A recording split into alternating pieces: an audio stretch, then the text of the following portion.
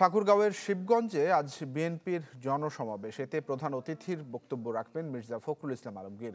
সমাবেশ স্থলে আসতে শুরু করেছেন নেতাকর্মীরা। এ বিষয়ে বিস্তারিত জানাতে যুক্ত হচ্ছেন সহকর্মী শাহনওয়াজ বাবলু।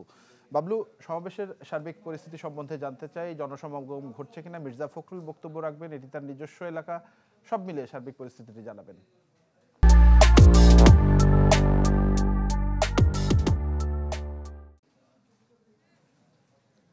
তানভীর, আজকের এই যে জনসভা এটি এখনো শুরু হয়নি, বেলা 2টার পর শুরু হবে। স্থানীয় যে শিবগঞ্জ ডিগ্রি কলেজ মাঠ, এখানে শুরু হবে।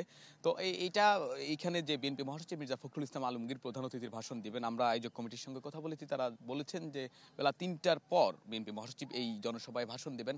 বলা যায় লাগাতার দুটি, গতকালকে পঞ্চগড় জেলায় তিনি সমাবেশে জনসভায় অংশ নিয়েছিলেন, এর পরদিন এই ঠাকুরগাঁয়ে তিনি এই জনসভা অংশ নেন। বিশেষ করে আজকে এই ঠাকুরগাঁ 1 আসন নির্বাচনী এলাকা, এটা শিবগঞ্জ সহ প্রায় 22টি ইউনিয়ন এবং একটি পৌরসভা মিলে ঠাকুরগাঁও নির্বাচনী এক এলাকা, যেখান থেকে বিএনপি মহাসচিব মির্জা ফখরুল ইসলাম আলমগীর নির্বাচন করে থাকেন। তো এই নির্বাচন বলা যায় এই গতকালকে যে পঞ্চগড়ে জনসভা ছিল, এই জনসভার পর দিনে এখানে আরেকটি জনসভা করছে বিএনপি, যেখানেও বিএনপি মহাসচিব থাকবেন।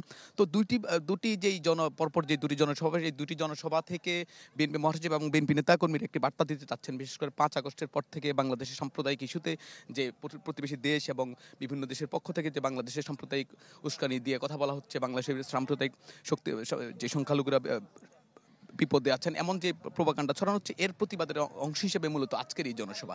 এছাড়া এটা একটা নির্বাচনী জনসভাও হতে পারে, কিন্তু এখন আজকের যে জনসভার যে মূল কার্যক্রম এখনো শুরু হয়নি। 2টার পর শুরু হবে। এখন বলা যায় যে মঞ্চ সাজানোর কাজ এবং আনুষ্ঠানিক যেই কাজ সব শেষ হয়েছে।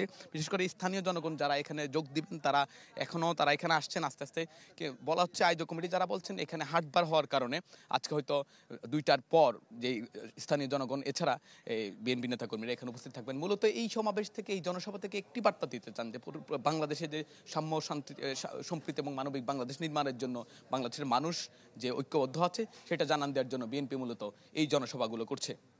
ধন্যবাদ বাবলু। শাহনওয়াজ বাবলু জানাচ্ছিলেন ঠাকুরগাঁওয়ের শিবগঞ্জ থেকে।